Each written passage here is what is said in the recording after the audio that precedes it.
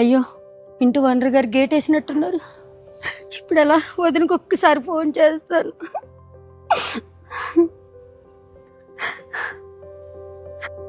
ఏంటి గౌరీ ఇలా ఫోన్ చేసావు? వదిన, మీ తమ్ముడు తాగొచ్చి కొడుతున్నాడు వదిన. పిల్లలిద్దరిని వాళ్ళ స్నేహితుల ఇంట్లో వదిలొచ్చాను. అన్నయ్య ఉన్నాడేమో, 2 రోజులు ఉండేద్దామని వచ్చాను వదిన.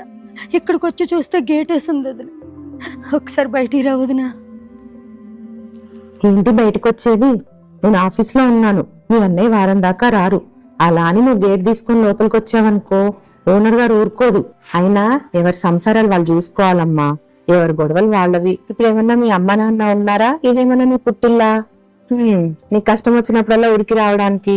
అయినా మా ఆయనకి బుద్ధి లేక ఈ ఊరికి ట్రాన్స్ఫర్ చేయించుకున్నాడు. మీ పెద్ద తమ్ముడు ఉన్నాడుగా, ఆయనకు ఫోన్ చేసుకో. ఓ ఆయన ఫోన్ ఎత్తాడులే, ఫారెన్ లో ఉన్నాడుగా. అయినా నేను సాయంత్రం దాకా రానమ్మా.